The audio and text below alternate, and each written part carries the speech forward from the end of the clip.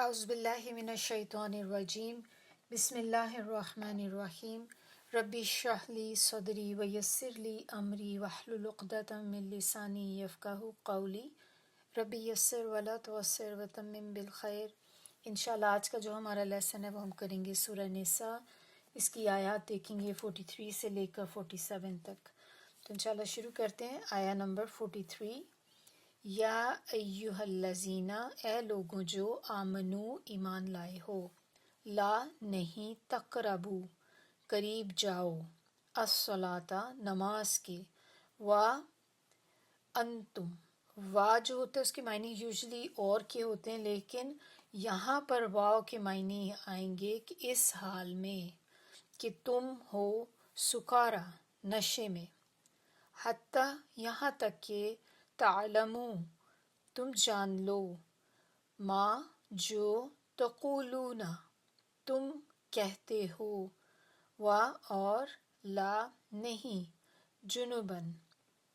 جنابت کی حالت میں، الا مگر عابری عبور کرنے والے، سبیلن راستے کے، حتیٰ یہاں تک کہ تغتسلو غسل کر لو، تم غسل کر لو، اور ان اگر کنتم ہو تم مردا بیمار، مریض اردو میں کہتے ہیں نا مریض ہے بندہ، بیمار ہے، وہی ہے یہ بیمار، او یا علی پر، سفرن سفر، او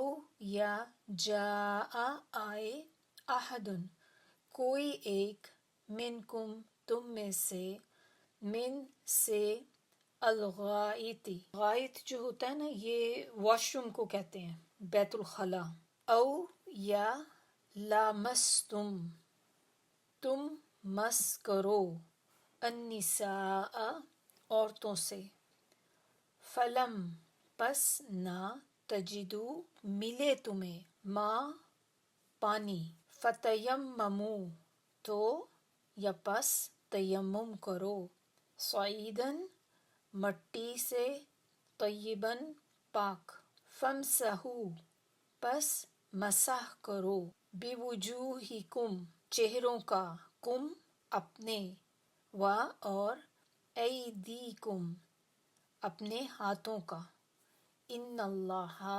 بے شک اللہ، کانا ہے، عفواً غفورا، عفواً درگزر کرنے والا، غفورا بخشنے والا۔ آیا نمبر 44۔ عالم کیا نہیں، ترا دیکھا تو نے، الا طرف، الذین ان کے جو، اوتو دیے گئے، نصیباً ایک حصہ، من سے، الکتابی کتاب، یشترون وہ خریدتے ہیں، الضلالۃ گمراہی، اور یریدون وہ چاہتے ہیں، ان یہ کہ، تدلوا تم بھی بھٹک جاؤ، السبیل راستے سے۔ آیا 45۔ واللہ اور اللہ، اعلم خوب جانتا ہے، بِاعْدَائِکُم تمہارے دشمنوں کو، وکفیٰ اور کافی ہے، باللہ اللہ، ولیًا حمایت کرنے والا، دوست، ولی دوست کو کہتے ہیں نا، وکفیٰ اور کافی ہے، باللہ اللہ، نصیرا مددگار۔ آیا نمبر 46۔ من سے، الذین ان لوگوں میں جو، ہادو یہودی ہوئے، یحرفون وہ بدل دیتے ہیں، تحریف کرنا، بدل دینا، الکلمہ کلمات کو، ان سے، مواضعہ جگہوں کے لیے آتا ہے، مقامات جگہیں، یعنی کہ اس کو کسی جگہ سے بدل دینا، ان کے اپنے جو جگہ ہے اس سے بدل دینا، ایک جگہ سے ہٹا کے دوسری جگہ کر دینا۔ وَيَقُولُونَ اور وہ کہتے ہیں، سمعنا سماعت سے، سماعت کا ہوتا ہے سننا، اینڈ نون الف اینڈ پہ ہے تو ہم، سمعنا سنا ہم نے، و اور عصینا، عصینا نافرمانی کرنے کو کہتے ہیں، اور اینڈ پہ چونکہ نون الف ہے تو نافرمانی کی ہم نے، واسمع اور سنیے، غیر نا مسمعن سنوائے جاؤ، وراعنا اور کہتے ہیں راعنا یعنی کہ ہماری طرف نظر کیجئے، عنایت کیجئے، لین توڑ مروڑ کر، بِأَلْسِنَتِہِم اپنی زبانوں کو، وطعنا اور طعن کر کے، لان تان کرنا جیسے کرتے ہیں، فی میں الدینی دین، ولو اور اگر، انہم بے شک وہ، قالو کہتے ہیں، سمعنا سنا ہم نے، وَأَطَعْنَا اور مان لیا ہم نے، وَاسْمَعْ اور سنیے، وَانظُرْنَا اور ہماری طرف نظر کیجئے، لَکَانَ البتہ ہوتا، خیراً بہتر، لَہُم لیے ان کے، وَأَقْوَمَ اور زیادہ درست، اور لیکن لعنہم لعنت کی، ہم ہے اینڈ پر، ان پر، لعنت کی ان پر، اللہ نے، بکفرہم باسبب کفر کے ان کے، فلا بس نہیں، یؤمنون وہ ایمان لائیں گے، الا مگر، قلیلاً تھوڑے، آیا نمبر 47، یا ایہا الذین اے لوگوں جو، اوتو دیے گئے، الکتاب کتاب، آمنو ایمان لاؤ، بیما اس پر جو، نزلنا نازل کیا ہم نے، مصدقاً تصدیق کرنے والا ہے، لما اس کی جو، معکم تمہارے پاس ہے، من سے، قبلی قبل، ان کے، نتمس ہم مٹا دیں یا بگاڑ دیں، مسخ کر دینا کسی چیز کو، خراب کر دینا، وجوہن چہرے، فنردھا یہ جو ہوتا ہے یہ ورڈ نردہ اس کے معنی ہوتے ہیں لوٹا دینے کے، پھیر دینا، تو کیا معنی پھر ہو گئے، فا ہے شروع میں تو پھر ہم پھیر دیں گے، ہا ہے اینڈ پہ ان کو، علا اوپر، ادباریہا دبر سے ہے، دبر کہتے ہیں پیٹھ کو، بیک جو ہوتی ہے ہماری پیٹھ ان کی، او یا نلعنہم ہم لعنت کریں گے ان پر، شروع میں نون جو ہے اس کے معنی ہوں گے، نون زبر جو ہے ہم، اینڈ پہ جو معنی ہم ان پر، اور درمیان میں کیا بچا، لام عین نون، لعن تو لعنت کرنا، تو اس طرح سے جب آپ بریک ڈاؤن کرتے ہیں، بعض اوقات آپ کو ورڈ کی اگر سمجھ نہ بھی آ رہی ہو تو درمیان سے اس کا روٹ ورڈ نکالنے کی کوشش کریں تو آپ کو اس کے معنی سمجھ میں آ جاتے ہیں، کما جس طرح، لعنا لعنت کی ہم نے، اصحاب یا والے، السبتی ہفتے کے، وکانا اور ہے، امرو حکم، اللہ کا، مفعولا ہو کر رہنے والا یا طے شدہ۔ چلیے اب دیکھتے ہیں ہم اس کی تفسیر کو، بسم اللہ الرحمن الرحیم، آیا نمبر 43، اب ایمان والوں سے بات کی جا رہی ہے، ان کو بتایا جا رہا ہے، اور یہاں پر دو چیزوں کا ان کو حکم دیا جا رہا ہے کہ اے ایمان والوں، جب تم نشے میں ہو تو نماز کے قریب بھی مت جاؤ، یہاں تک کہ اپنی بات کو سمجھنے لگو، اور جنابت کی حالت میں بھی نماز کے قریب مت جاؤ یہاں تک کہ غسل کر لو۔ تو یہ دو چیزیں بتائی گئی ہیں کہ نماز جو ہے یا تو انسان نشے میں ہو یا جب اس پہ غسل واجب ہو، تو ان دونوں حالتوں میں آپ نماز کے قریب نہیں جا سکتے۔ اور یہ جو حکم ہے، یہ جو نشے کا جو بتایا گیا ہے، یہ اس وقت کا حکم ہے جب ابھی شراب جو تھی وہ منع نہیں ہوئی تھی، کیونکہ جب منع ہوگی تو اس کے بعد تو پھر اس کا سوال ہی نہیں ہوتا نا کہ کوئی شراب پیے گا۔ تو جب شراب بالکل منع کر دی گئی تو اس کے بعد تو نہیں، یہ اس سے پہلے کا حکم ہے جب یہ آیا تھا۔ اور پھر اور ہمیں بتایا جا رہا ہے کہ ان حالتوں میں آپ نماز کے قریب نہ آئیں الا یہ کہ وہ راہ طے کر رہا ہو، اور اگر بیمار ہو یا حالت سفر میں ہو یا قضائے حاجت سے آیا ہو یا اپنی بیویوں کو چھوا ہو، تو پھر تمہیں اگر پانی نہ ملے تو پاک مٹی سے اپنے چہرے اور ہاتھوں کا مسح کر لو اور نماز ادا کرو۔ یقیناً اللہ نرمی سے کام لینے والا اور بخشنے والا ہے۔ شراب کا حکم یہاں پر ابھی تک نہیں آیا تھا، اور اللہ تعالیٰ نے جب شراب کو منع کیا تو ایسا نہیں ہے کہ ایک دفعہ میں منع کر دیا کہ بس آج سے اب کوئی شراب نہیں پیے گا، کیونکہ ہمیں اس کا بیک گراؤنڈ دیکھنا پڑے گا کہ عرب کے جو لوگ تھے اس زمانے میں وہ شراب اس طرح پیا کرتے تھے جیسے آج کل ہم لوگ کولڈ ڈرنکس پیتے ہیں، جوسز ہوتے ہیں، کولڈ ڈرنکس ہوتے ہیں کہ جب کوئی آپ کے گھر آتا ہے تو آپ ان کو ڈرنکس وغیرہ دیتے ہیں، تو اسی طرح شراب جو تھی اتنی کامن تھی اس وقت۔ تو ایک عادت یا ایک چیز کو ختم کرنا کسی قوم میں سے وہ آسان نہیں ہوتا۔ آپ ایک دم سے ان کو کہیں گے کہ بس آج کے بعد اب کوئی بھی نہیں پیے گا، تو اس طرح سے نہیں ہوتا، پھر لوگ نہیں کریں گے۔ تو اللہ تعالیٰ نے بتدریج اس کو گریجولی اس کو ختم کیا۔ اور کس طرح سے ہوا؟ سب سے پہلا شراب کا جو حکم آیا وہ سورہ بقرہ کے اندر آیا تھا، آیا نمبر 219 کے اندر،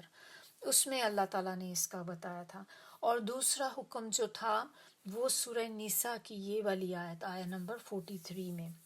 اور تیسرا حکم جس میں شراب کو بالکل منع کر دیا گیا تھا وہ سورہ المائدہ کی آیات ہیں 90 اور 91۔ اس کے بعد سے شراب جو تھی ہمیشہ ہمیشہ کے لیے حرام ہو گئی۔ تو جو پہلا حکم اس کا جو آیا تھا اس میں شراب کے بارے میں اللہ تعالیٰ نے بس اتنا ہی بتایا تھا کہ شراب میں کچھ فائدے بھی ہیں اور ان کے نقصانات بھی ہیں، لیکن ان کے جو نقصانات ہیں وہ فائدے سے زیادہ ہیں۔ تو وہاں پر اللہ تعالیٰ نے تھوڑا سا جیسے لوگوں کو بتایا کہ تاکہ آہستہ آہستہ ان کو اس طرف لے کر آئیں کہ شراب پینا آپ پیتے ہیں، اس کے فائدے بھی ہیں بے شک، لیکن اس کے نقصانات اس کے فائدے سے زیادہ ہیں۔ پھر اس کے بعد جب یہ حکم آیا جو سورہ نساء کے اندر جو ہم آیت ابھی دیکھ رہے ہیں، تو اس میں اللہ تعالیٰ نے کہا کہ جب تم نشے کی حالت میں ہو تو اس وقت آپ نے نماز کے قریب نہیں جانا، کیونکہ جب آپ نشے میں ہوتے ہیں تو اس وقت آپ کو نہیں پتا ہوتا کہ آپ کیا کہہ رہے ہیں، انسان تو ہوش میں نہیں ہوتا اور بہت سی باتیں ایسی بول جاتا ہے کہ جو غلط ہوتی ہیں۔ اور تیسرا حکم سورہ المائدہ کے اندر ہے، تو اس کے بعد سے جو شراب ہے بالکل حرام ہو گئی۔ تو اب آپ سے کوئی پوچھے کہ شراب کا حکم جو تھا وہ کس طرح سے آیا تھا، تو آپ کو یہ پتہ ہونی چاہیے کہ کس طرح سے اللہ تعالیٰ نے ایک ہی دفعہ میں سارا نہیں اتار دیا، اور بلکہ آہستہ آہستہ 3 سٹیپس میں شراب کو حرام کیا گیا تھا۔ اب اس کا شان نزول اس آیت کا جو ہے وہ یہ ہے کہ ایک دفعہ سیدنا علی رضی اللہ، وہ ان سے روایت ہے، انہوں نے یہ روایت کیا تھا کہ عبد الرحمن بن عوف نے ہمارے لیے کھانا بنایا، دعوت دی اور ہمیں شراب پلائی۔ شراب نے ہمیں مدہوش کر دیا، اتنے میں نماز کا وقت آ گیا تو انہوں نے مجھے امام بنایا۔ میں نے پڑھا قل یا ایہا الکافرون لا اعبد ما تعبدون ونحن نعبد ما تعبدون، یعنی کہ وہ اس کو الٹ کر دیا انہوں نے نا۔ تو اس کے اوپر پھر اللہ تعالیٰ نے یہ والی آیت نازل فرمائی کہ جب آپ نشے میں ہوں تو نماز کے قریب مت جائیں۔ اور جب تک کہ آپ کو یہ سمجھ آنی شروع ہو جائے کہ آپ جو بول رہے ہیں زبان سے کیا لفظ ادا کر رہے ہیں، تو ایسی صورت میں پھر آپ نماز کے قریب جا سکتے ہیں. لیکن جب آپ کو خود ہی نہیں پتا کہ آپ کیا پڑھ رہے ہیں تو اس وقت آپ کو نماز بھی نہیں پڑھنی چاہیے. ایک چیز اور ہے اس میں کہ جو ہم نے اس میں پڑھا تھا نا کہ نماز کے قریب مت جاؤ الا یہ کہ وہ راہ طے کر رہا ہو. تو راہ طے کرنے کا مطلب کیا ہوتا ہے کہ آپ اگر یا نشے میں ہوں یا آپ جنابت کی حالت میں ہوں، آپ پہ غسل فرض ہو، تو ایسی حالت میں مسجد میں نہیں جا سکتے. آپ مسجد کے اندر بیٹھ بھی نہیں سکتے، لیکن اتنا صرف کر سکتے ہیں کہ آپ مسجد سے گزر سکتے ہیں اگر آپ کے لیے کوئی اور راستہ نہیں ہے، کہ آپ کے لیے یہی ایک راستہ ہے کہ اگر آپ نے گزر کے جانا ہے تو درمیان میں مسجد آتی ہے، تو ایسی صورت میں آپ گزر سکتے ہیں لیکن ٹھہر نہیں سکتے. تو اس زمانے میں چونکہ مسجد نبوی اس طرح سے بنی ہوئی تھی کہ حجرے جو ہوتے تھے وہ ان کے سائڈس پر ہی بنے ہوئے ہوتے تھے، تو اگر کسی کو اپنے گھر بھی جانا ہوتا تھا تو ان کو مسجد نبوی کے اندر سے گزر کے جانا پڑتا تھا. تو پھر ان کے لیے یہ آیت اس ٹائم کے حساب سے پھر اتری تھی کہ اس طرح تو اگر وہ جا ہی نہیں سکتے مسجد میں تو وہ کیسے اپنے گھر تک بھی جائیں گے. تو پھر ان کے لیے یہ آیت اس طرح نازل ہوئی تھی کہ آپ لوگ گزر سکتے ہیں پاس کرنے کے لیے لیکن ٹھہر نہیں سکتے اس جگہ پہ. اگر آپ کو کوئی ایسی جگہ پہ اب ہوں جہاں پر آپ کو پانی نہیں ملتا، اب آپ کیا کریں؟ نماز کا وقت ہو گیا ہے اور آپ نے یا تو غسل آپ کا کرنا ہے یا آپ نے وضو کرنا ہے، تو پھر کیا کریں گے؟ اس کے لیے پھر اللہ تعالیٰ نے بتایا کہ پھر آپ تیمم کریں گے. اور تیمم کیا ہوتا ہے؟ تیمم ایک طرح سے آپ کہہ سکتے ہیں کہ ڈرائی وضو ہوتا ہے، کہ آپ نے وضو تو کرنا ہے لیکن وہ ڈرائی ہوگا، پانی سے تو ہم ویٹ ہوتا ہے نا. تو اور تیمم کیا ہوتا ہے کہ جب آپ کو پانی نہ ملے اور اس صورت میں پاک مٹی سے وضو کرنا یا غسل کرنا، اس کو تیمم کہتے ہیں. تیمم کب کر سکتے ہیں؟ ہر وقت تو نہیں کر سکتے کہ جب میرا موڈ ابھی نہیں ہے، میرا دل نہیں چاہ رہا کہ میں پانی کو ٹچ کروں، تو پھر ٹھیک ہے تیمم کا تو اللہ تعالیٰ نے بتا دیا تو میں تو تیمم کروں گی. اب ایسے نہیں آپ تیمم کر سکتے. تیمم کی کنڈیشنز ہیں اور وہ یہ ہیں کہ اگر آپ سفر میں ہیں، کیونکہ جب آپ سفر میں ہوتے ہیں تو بہت سی چیزیں آپ کو اویلیبل نہیں ہوتی، اور اگر آپ سفر میں ہیں اور آپ کو پانی نہ ملے تو پھر آپ بہت سرچ کرنے کے بعد جب آپ کو لگے کہ پانی کہیں میسر نہیں ہے تو پھر آپ تیمم کریں گے. اسی طرح یہ صرف سفر کے لیے لمیٹڈ نہیں ہے، اگر کوئی مقامی بندہ بھی ہے جو وہاں پر رہتا ہے کسی جگہ پہ، اور بعض اوقات ایسا ہو جاتا ہے نا کہ کہیں آپ ہیں لیکن آپ ہی کا سٹی ہے لیکن آپ جس جگہ پہ چلے گئے وہاں پر پانی کہیں دور دور نہیں ہے اور آپ کی نماز کا ٹائم جا رہا ہے، تو تب بھی آپ تیمم کر سکتے ہیں. پھر اس کے علاوہ بیمار بندہ تیمم کر سکتا ہے. ایسا بیمار، ایک تو وہ جو اٹھ نہ سکے، کہ آپ کو پتہ ہے وہ اٹھ کے پانی تک جا ہی نہیں سکتا اور اس کے پاس کوئی ایسا بندہ نہیں جو اس کو پانی لا کر دے سکے. جیسے ہاسپٹل کے بیڈ پہ بھی ہوتے ہیں، تو اب بیڈ ریڈن ہوتے ہیں کچھ پیشنٹ، ایسے ہوتے ہیں بالکل بیڈ پہ ہیں.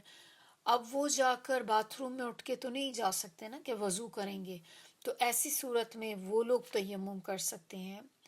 اور وہ والے مریض بھی، وہ بیمار لوگ بھی کہ جن کو پانی سے ڈر ہو کہ پانی لگنے سے ان کا زخم جو ہے وہ خراب ہو جائے گا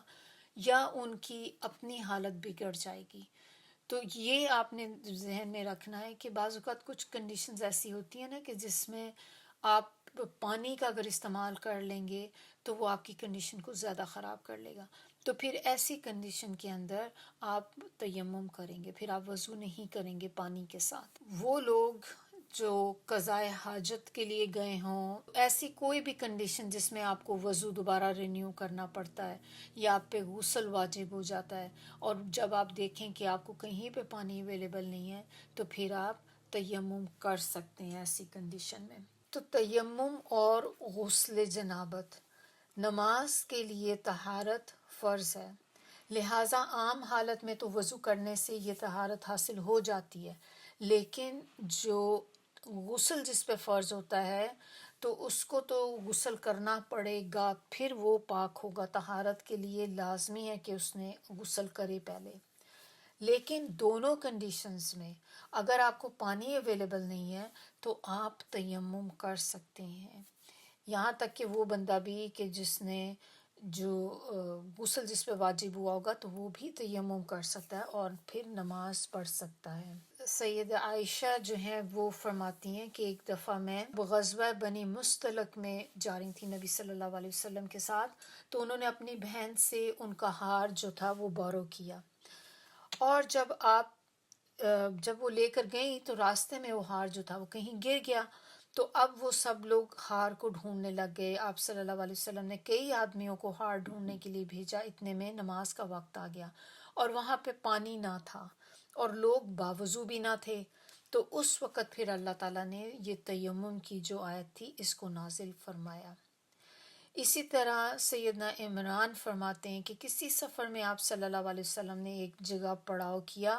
وضو کے لیے پانی منگوایا، آپ صلی اللہ علیہ وسلم نے وضو کیا اور نماز کے لیے اذان کہی گئی، پھر آپ صلی اللہ علیہ وسلم نے لوگوں کو نماز پڑھائی۔ جب آپ صلی اللہ علیہ وسلم نے نماز سے سلام پھیرا تو ایک شخص کو علیحدہ بیٹھے ہوئے دیکھا۔ آپ صلی اللہ علیہ وسلم نے اس سے پوچھا کہ اے فلاں، تجھے کس چیز نے لوگوں کے ساتھ نماز ادا کرنے سے روکے رکھا؟ تو وہ کہنے لگا کہ میں جنبی ہو گیا ہوں اور پانی موجود نہیں ہے۔ تو آپ صلی اللہ علیہ وسلم نے اسے فرمایا تمہیں مٹی سے تیمم کر لینا چاہیے تھا، وہ تجھے کافی ہو جاتا۔ اور ایک روایت میں ہے کہ پھر آپ صلی اللہ علیہ وسلم نے اسے مٹی سے تیمم کرنے کا حکم دیا۔ اب تیمم کا طریقہ کیا ہوتا ہے، تیمم کرتے کیسے ہیں؟ تو اس کے بارے میں سیدنا عمار بن یاسر فرماتے ہیں کہ آپ صلی اللہ علیہ وسلم نے مجھے کسی مہم پر بھیجا تو اس دوران میں جنبی ہو گیا، مجھے پانی نہ ملا تو میں نے مٹی میں اس طرح لوٹ لگائی کہ جس طرح چوپایا لوٹ لگاتا ہے۔ میں نے آپ صلی اللہ علیہ وسلم سے اس کا ذکر کیا تو آپ صلی اللہ علیہ وسلم نے فرمایا تمہیں اس طرح کرنا کافی تھا۔ پھر آپ صلی اللہ علیہ وسلم نے اپنی دونوں ہتھیلیوں کو ایک بار مٹی پہ مارا، پھر انہیں اپنے منہ کے قریب کیا اور ان پر پھونک ماری تاکہ زائد مٹی جو ہے وہ اڑ جائے ہاتھوں سے۔ پھر آپ صلی اللہ علیہ وسلم نے بائیں ہاتھ کی جو ہتھیلی ہے اس سے دائیں ہاتھ کی پشت پر اور داہنی ہتھیلی سے بائیں ہاتھ کی پشت پر مسح کیا، پھر دونوں ہتھیلیوں سے اپنے چہرے کو مسح کیا۔ بس یہ ہے تیمم۔ اس میں آپ نے کوئی پاؤں پہ کچھ نہیں کرنا، بازوؤں پہ بھی نہیں کرنا۔ تو سب سے پہلے آپ کیا کریں گے کہ آپ دیکھیں گے کہ جہاں پر آپ کو کہیں پاک صاف مٹی نظر آتی ہے آپ اس کے اندر اپنا ہاتھ ماریں گے، دونوں ہاتھ، اور پھر آپ اپنے ہاتھ اٹھا کر ان کو پھونکیں گے تاکہ آپ کے ہاتھوں پہ جو جتنی ایکسٹرا مٹی لگی وہ اتر جائے۔ پھر اس کے بعد آپ نے اپنا جو لیفٹ ہینڈ ہے اس کا جو پام ہے نیچے والا حصہ وہ آپ اپنے سیدھے ہاتھ کے اوپر رکھیں گے اور آپ ایک طرح سے اس کو رب کرتے ہوئے رسٹ تک آئیں گے۔ پھر آپ اپنا دوسرا جو سیدھا ہاتھ ہے اس کی ہتھیلی نیچے سے پام وہ آپ اپنے لیفٹ ہینڈ کے اوپر رکھیں گے اور پھر آپ اس کو بھی اپنے رسٹ تک لے کر آئیں گے۔ جب آپ نے یہ کر لیا تو پھر آپ اپنے ہاتھوں کو چہرے پہ پھیر لیں گے اور آپ کا مسح ہو گیا۔ اور یہی مسح اسی طریقے سے بالکل آپ اگر غسل کی نیت ہے تو آپ تب بھی یہی طریقہ اپنائیں گے، اسی طرح کریں گے تو پھر آپ کا جو ہے وہ غسل ہو جائے گا اور اس کے بعد آپ نماز پڑھ سکتے ہیں۔ اب نبی صلی اللہ علیہ وسلم کا غسل کا طریقہ کیا تھا یہ میں چاہوں گی کہ آپ سب لوگ غور سے سنیں، بہت امپورٹنٹ ہے، کیونکہ ہم لوگ جب وضو بھی کرتے ہیں یا ہم غسل کرتے ہیں تو ہم لوگ پانی بہت زیادہ ضائع کرتے ہیں۔ تو یہ دیکھیں کہ نبی صلی اللہ علیہ وسلم کس طرح وضو کیا کرتے تھے۔ آپ میں سے اگر کبھی کسی کو اتفاق ہوا ہو تو جب مسجد نبوی یا مدینہ میں ہم جاتے ہیں نا تو وہاں پر ایک میوزیم بنا ہوا ہے مدینہ کے اندر، پہلے وہ شاید مسجد نبوی کے اندر ہی تھا، اب انہوں نے باہر اس کو علیحدہ کسی اور جگہ پہ بنا دیا۔ بہت اچھا میوزیم ہے، وہاں پر انہوں نے نبی صلی اللہ علیہ وسلم کے دو آپ کہہ لیں وہ بول سے تھے رکھے ہوئے تھے، جو جس کے ذریعے وہ نماز کے لیے وضو کرتے تھے، اور ایک وہ تھا جس سے وہ غسل کیا کرتے تھے. تو وہ انہوں نے ریفرنس کے لیے وہاں پہ رکھے تھے تاکہ ہمیں اندازہ ہو کہ نبی صلی اللہ علیہ وسلم وضو کے لیے کتنا پانی استعمال کرتے تھے اور غسل کے لیے کتنا کرتے تھے. اور بالکل چھوٹا سا ایک پیالہ تھا جس سے نبی صلی اللہ علیہ وسلم وضو کیا کرتے تھے، اور اس سے 3 گنا زیادہ بڑا اگر آپ کر لیں کہ ایک بال کا سائز، اس سے وہ غسل کیا کرتے تھے. اب ہم تو تصور بھی نہیں کر سکتے کہ ہم کیسے غسل کر سکتے ہیں. تو ان کا طریقہ کیا تھا کہ حضرت عائشہ رضی اللہ فرماتی ہیں کہ جب آپ غسل جنابت کرنا چاہتے تو برتن میں ہاتھ ڈالنے سے پہلے اپنے دونوں ہاتھ دھوتے، پھر نماز کے وضو کی طرح وضو کرتے، پھر انگلیاں پانی میں ڈال کر بالوں کی جڑوں کا خلال کرتے. انگلیاں گیلی کر لی نا تو پھر اپنے بالوں میں پھیرتے تھے انگلیوں کو، تاکہ ساری جڑیں جو ہیں وہ آپ کی انگلیوں جو ویٹ فنگرز ہیں آپ کی تو اس سے گیلی ہو جائیں. پھر دونوں ہاتھوں میں 3 چلو لے کر اپنے سر پہ ڈالتے. 3 چلو، ایک چلو کیا ہوتا ہے کہ جب آپ رائٹ ہینڈ کو اگر آپ کریں تھوڑا سا کپ کی طرح اس کو کریں اور اس میں آپ دیکھیں کتنا پانی آپ کے پاس آتا ہے، تو یہ پانی وہ لے کر اپنے سر پہ ڈالتے تھے. اور جیسے پھر آپ سر پہ ڈالیں تو مل لیں، پھر اس طرح وہ 3 دفعہ کیا کرتے تھے اور بس سر دھل گیا ان کا. پھر جو باقی پانی اس میں ہوتا تھا وہ اپنے جسم پہ بہا لیتے تھے. بس اتنا پانی استعمال کرتے تھے.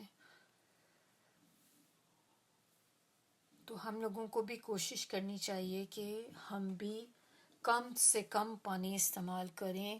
وضو کا تو کوشش ہم کر سکتے ہیں کم کی، لیکن غسل ایک ایسی چیز ہے جس میں ہم بہت زیادہ پانی استعمال کرتے ہیں. تو ہم نے کوشش کرنی ہے اب کہ تھوڑے سے تھوڑا پانی استعمال کریں. وضو کے بارے میں بھی نبی صلی اللہ علیہ وسلم کہتے ہیں کہ افضل وضو وہ ہے جس میں کم سے کم پانی استعمال کیا گیا ہو. تو ہم نے بھی کوشش کرنی ہے کہ ہم کم سے کم پانی استعمال کریں. نلکے سے آپ ڈائریکٹ کر رہے ہیں تو نلکے کو تھوڑا کھولیں، اتنا بس تھوڑا سا بھی آپ کھولیں گے تو دیکھیں آپ کے ہاتھ میں پانی جمع ہو جاتا ہے. تو اتنا زیادہ کھولنے کی کیا ضرورت ہے کہ آپ نے فل سپیڈ سے کھولا ہوا ہے اس کو، باقی تو پانی سارا ضائع جا رہا ہے نا. وہ آپ کا سنک میں آپ دیکھیں نیچے ڈرین ہو رہا ہے سارا. تو آپ اس کو کریں اور آپ نے ایک ہاتھ میں جب پانی لیا تو پانی کو بند کر دیں، تاکہ پھر جب آپ دوبارہ اس میں سے لیں گے تو آپ کو کھول لیں نل کا. کیونکہ جتنی دیر میں آپ اپنے ہاتھ کو ملیں گی یا اپنے چہرے پہ ڈالیں گی تب تک آپ کا پانی تو ضائع ہوتا چلا جا رہا ہے. تو آپ نے جب ایک دفعہ ہاتھ میں پانی لے لیا ساتھ ہی نلکے کو بند کر دیں. تو اب ہم نے کوشش کرنی ہے کہ ہم بھی نبی صلی اللہ علیہ وسلم کے طریقوں پر عمل کر سکیں. آیہ نمبر 44. اس آیت میں اب اللہ تعالیٰ کہہ رہے ہیں، کیا تم نے انہیں نہیں دیکھا جنہیں کتاب کا کچھ حصہ دیا گیا ہے، وہ گمراہی خریدتے ہیں اور چاہتے ہیں کہ تم بھی راہ حق سے بھٹک جاؤ. تو یہ جو کچھ حصہ بتایا جا رہا ہے یہ کیا مطلب ہے کہ کیا تم نے نہیں دیکھا ایسے لوگوں کو جنہیں کتاب کا کچھ حصہ دیا گیا تھا. کچھ حصہ اس لحاظ سے ہے کہ علماء یہود جو تھے انہوں نے اپنی کتاب الہی کا کچھ حصہ جو تھا اس کو گم کر دیا تھا، اور جو حصہ باقی رہ گیا اس میں انہوں نے تحریف کر دی، چینجز کر دیے، بدل دیا اس کو. اور اس لیے بدلا تاکہ وہ اس کو اپنی مرضی کے مطابق بتا سکیں کہ ان کے پاس کوئی لوگ آتے ہیں تو پھر ان کو ان کے اکارڈنگلی وہ ان کو فتوے دیں گے کہ کس طرح کا بندہ آتا ہے اور ہمیں کیا فائدہ اس بندے سے ہوگا، تو اس کی فیور میں پھر فتوے دیتے تھے. تو وہ یہاں پر بتایا جا رہا ہے کہ جو تھوڑا حصہ جو ان کا پھر رہ گیا تو اس کا انہوں نے یہ کام کر دیا، انہوں نے کیا کیا، اس کو چینج کر دیا سارا، اور پھر انہوں نے اس کے ذریعے گمراہی خریدتے ہیں، یعنی کہ بیچتے ہیں نا ان آیات کو. سورہ بقرہ میں ہم نے کتنے اچھے طریقے سے پڑھا تھا، اس کو سمجھ بھی لیا تھا کہ اپنی آیات کو بیچتے ہیں. اللہ کی جو کتاب ہے، بیچنے کا مطلب یہ کہ ان آیات کو چینج کر دیتے ہیں لوگوں سے فائدے کے لیے، کہ جب آپ کے پاس کوئی ایلیٹ بندہ آتا ہے ایلیٹ کلاس کا تو پھر آپ اس کے لیے ان چیزوں کو بدل دیتے ہیں. جو اللہ تعالیٰ نے صحیح چیز بتائی تھی آپ اس کو ٹویسٹ کر دیتے ہیں. تاکہ وہ اس بندے کی فیور میں ہو جائے بات، اور پھر وہ بندہ خوش ہو کر آپ کو نوازے گا. تو یہ مقصد ہوتا تھا بیسکلی. اسی طرح تورات جو ہے، یہ اس کی جو زبان تھی نا تورات، یہ عبرانی زبان میں نازل ہوئی تھی، اور کہتے ہیں 2 دفعہ گم ہوئی ہے تورات. اور حضرت عزیر علیہ السلام جو تھے، ان کو تورات جو تھی پوری یاد تھی زبانی.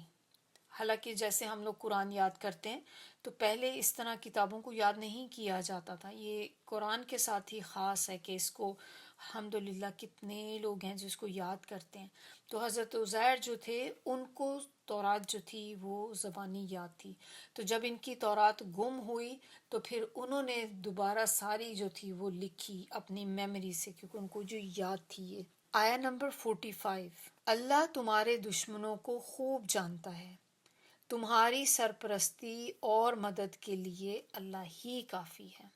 تو اللہ کو پتہ ہے کہ کون ہے جو آپ کا دوست ہے، کون ہے جو آپ کا دشمن ہے. ہمیں تو لوگوں کو دیکھ کے پتہ نہیں چلتا کہ کون ہمارے ساتھ سنسیئر ہے، کون ہمارا بیسٹ فرینڈ ہے، اور کون ہے جو ہمارے ساتھ ہمیں اوپر سے اچھا بنتا ہے اور اندر سے کچھ ہے. تو اللہ تعالیٰ نے آگے کہا کہ تمہاری سرپرستی اور مدد کے لیے اللہ از انف، اللہ کافی ہے آپ کے لیے. آیا نمبر 46. یہودیوں میں سے کچھ ایسے ہیں جو کتاب کے کلمات کو ان کے موقع اور محل سے بدل دیتے ہیں، اور پھر اپنی زبانوں کو توڑ موڑ کر اور دین میں تانا زنی کرتے ہوئے یوں کہتے ہیں، سمعنا و عصینا، ہم نے سنا اور ہم نے نافرمانی کی. اور سن اس کے بغیر کہ تو سنا چاہے، اور ہماری رعایت کر. لیکن اس طرح کہنے میں اپنی زبان کو پیچ دیتے ہیں اور دین میں تانا دیتے ہیں. اور اگر وہ کہتے کہ ہم نے سنا اور ہم نے فرما برداری کی، اور آپ سنیے اور ہمیں دیکھیے، تو یہ ان کے لیے زیادہ بہتر ہوتا اور یہ نہایت مناسب بھی تھا. لیکن اللہ نے ان کے کفر کی وجہ سے انہیں لعنت کی ہے، بس وہ بہت کم ہے جو ایمان لانے والے ہیں. تو یہاں پر بات کی جا رہی ہے ان یہود کی جو آپ صلی اللہ علیہ وآلہ وسلم کی مجلسوں میں آیا کرتے تھے، اور ان کی 3 حرکتیں ایسی ہیں جو اس آیت میں بتائی جا رہی ہیں کہ وہ 3 طرح کی حرکتیں کیا کرتے تھے. نمبر 1، جب بھی کوئی اللہ کا حکم سنتے تو بلند آواز سے کہتے سمعنا، کیونکہ جو مومن تھے، جو مسلمان تھے، وہ کہا کرتے تھے سمعنا و اطعنا، ہم نے سنا اور ہم نے اطاعت کی. یہ ان کی مقابلے میں ان کو دیکھ کر بولتے تھے، کیونکہ یہ منافق لوگ تھے نا، تو یہ نہیں چاہتے تھے کہ ان کی منافقت جو ہے وہ کھل کے سامنے آ جائے. یہ اپنے آپ کو پریٹینڈ کراتے تھے سب کے سامنے کہ ہم بھی مسلمان ہیں، آپ ہی کے جیسے ہیں. تو پھر یہ ان کے ساتھ وہ جیسے بولتے تھے سمعنا و اطعنا، تو یہ کہتے تھے سمعنا، لیکن اطعنا کہنے کی بجائے آگے سے عصینا کہا کرتے تھے. اور جب عصینا کہتے تھے تو اس وقت یا تو بہت آہستہ بولتے تھے کہ اپنے علاوہ کسی کو نہ سنے، اور یا پھر دل میں کہا کرتے تھے. تو خالی سمعنا کہہ کے عصینا جو تھا وہ چھوٹا سا کہتے تھے. اور عصینا کا مطلب کہ ہم نے نافرمانی کی، کہ جو چیزیں یہ ہمیں بتا رہے ہیں کہ ہم نے سن لیا لیکن ہم نے نافرمانی کرنی ہے، ہم نے کہنا نہیں ماننا، ہم نے اس کو نہیں کرنا. اور پھر یا یہ بھی ہوتا تھا کہ وہ اطعنا کو بولتے تھے لیکن اس طرح سے اس کو ادا کرتے تھے اپنی زبان کو موڑ توڑ کر کہ وہ آپ کو سننے میں پھر اس طرح سے لگے کہ عصینا کہا جا رہا ہے، کیونکہ وہ یہ تو کبھی بھی نہیں کہہ سکتے نا کہ ہم نے سنا اور ہم نے اطاعت کی. تو اسی لیے وہ سمعنا اور عصینا کہا کرتے تھے. دوسری چیز جو ہمیں یہاں پہ پتہ چلتی ہے وہ ہے کہ جب کوئی بات ان کی سمجھ میں نہ آتی تھی یا وہ کچھ پوچھنا چاہتے تھے تو پھر یہ ورڈ یوز کیا کرتے تھے اسمع، اور ساتھ ہی اس کے کہنے کے ساتھ دل میں کہتے تھے غیر مسمعی. اس کا کیا مطلب کہ یعنی کہ تم سن ہی نہ سکو یا بہرے ہو جاؤ. تو یہ وہ نبی صلی اللہ علیہ وسلم کو کہا کرتے تھے. اونچی نہیں کہتے تھے کہ اونچی کہیں گے تو سب کو پتہ چل جائے گا، دل میں کہتے تھے، یہ بہت ہلکی آواز میں کہتے تھے. تو جب بھی سنتے تھے کوئی بات ان کی اس طرح کی تو اس میں آگے سے ساتھ یہ بولا کرتے تھے. اور تیسرا پوائنٹ اس کا جو ہے وہ یہ کہ جو تیسری ذکر ہمیں چیز کا بتایا گیا کہ وہ کچھ لوگ ایسے بھی تھے ان میں سے جو اسمے کی بجائے رائنا کہتے تھے،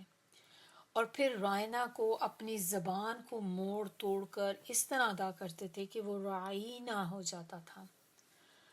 اب رائنا کا مطلب ہوتا ہے ہمارا لحاظ کریں، ہمارا خیال کریں، اور رائنا تھوڑا سا سٹریچ کے ساتھ رائنا یہ کہتے ہیں چرواہے کو، اور چونکہ نون ایلیفینٹ پہ ہے ہمارے چرواہے، تو کس طرح سے ہوتا ہے کہ آپ دیکھیں کہ ورڈ تھوڑا سا چینج کرنے سے اس کے معنی جو ہیں وہ بدل جاتے ہیں۔ پہلے تھا رائنا، اس میں یا نہیں تھی درمیان میں، اور اس کے معنی تھے کہ ہمارا لحاظ کریں، ہمارا خیال کریں، اور پھر یہاں پر جب آپ نے یا درمیان میں ایڈ کر دیا تو رائنا یعنی کہ ہمارے چرواہے، تو اس طرح کہہ دیا کرتے تھے۔ اور پھر آپس میں ٹھٹھے بازی بھی کیا کرتے تھے، آپس میں اپنے ہی جیسے لوگوں میں جب ملتے تھے بیٹھتے تھے تو پھر یہ بات کیا کرتے تھے کہ اگر یہ سچا نبی ہوتا تو کیا اس کو اس کی چیزوں کی اطلاع نہ مل جاتی کہ ہم جن کے ساتھ یہ کر رہے ہیں اس طرح سے، تو اس کو ضرور حکم ہو جاتا اس چیز کا۔ تو اللہ تعالیٰ نے مسلمانوں کو ان کی ایسی شرارتوں سے مطلع کر دیا، اور پھر ان کے کفر کی وجہ سے ان پر لعنت کر دی۔ اب ان میں سے سوائے چند لوگوں کے کوئی ایمان نہیں لا سکے گا، ایمان لائیں گے بس تھوڑے سے لوگ۔ آیا نمبر 47، اے اہل کتاب، جو کچھ ہم نے نازل کیا ہے یعنی کہ قرآن، اس پر ایمان لے آؤ۔ یہ کتاب اس کتاب کی بھی تصدیق کرتی ہے جو تمہارے پاس ہے۔ کیا تھا ان کے پاس؟ ان کے ہاتھ میں تورات اور انجیل۔ تو اللہ تعالیٰ کہہ رہے ہیں کہ یہ جو قرآن ہے یہ ان دونوں کتابوں کی ان کی تصدیق کرتا ہے، تو ایمان لے آؤ اس سے پہلے کہ ہم تمہارے چہرے بگاڑ کر تمہاری پشتوں کی طرف پھیر دیں، یا تم پر ایسے پھٹکار ڈال دیں کہ جیسے اہل سبت پہ ڈالے گئے تھے، اور اللہ کا حکم تو نافذ ہو کر رہتا ہے۔ یعنی کہ اب معنی کیا ہے اس آیت کا کہ تم اپنے جرائم میں اتنے شدید ہو گئے ہو کہ تمہیں وہی سزا دی جا سکتی ہے جو اصحاب سبت کو دی گئی تھی۔ ہفتے والے بھی ان کو کہا جاتا ہے، تو ان کو جو سزا دی گئی تھی کہ وہ تمہیں بھی سزا دی جا سکتی ہے۔ اور وہ سزا کیا تھی کہ ان کی شکلیں جو تھیں وہ بگاڑ دی گئی تھیں، اور اللہ تعالیٰ کہہ رہے ہیں کہ تمہارے بھی چہرے تمہاری بیک سائڈ کی طرف موڑ دیے جائیں گے، اور یا پھر تمہیں بندر بنا دیا جائے گا، کیونکہ ان کی قوم کے ساتھ یہ بھی عذاب آیا تھا نا کہ ساری کی ساری ان کی جو قوم تھی سوائے کچھ لوگوں کے وہ سب جو تھے بندر بن گئے تھے، تو اور 3 دن کے بعد ان کی پھر ڈیتھ بھی ہو گئی تھی لوگوں کی۔ ان کے لیے یہی بہتر ہے کہ ایسی ذلت کے آنے سے پہلے ایمان لے آئیں،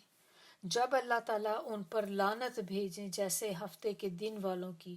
ہر لعنت کی، اور ہفتے والے دن جو لوگ تھے جو اہل سبت تھے کہ جس طرح کی لعنت اللہ تعالیٰ نے ان پہ کی تھی کہ اگر آپ اپنی روش کو چینج نہیں کریں گے، اپنے کفر سے باز نہیں آئیں گے، تو جو لعنت ان پہ کی گئی تھی اسی طرح کی لعنت جو ہے وہ آپ پر بھی کر دی جائے گی۔ تو اس سے پہلے کہ وہ وقت آئے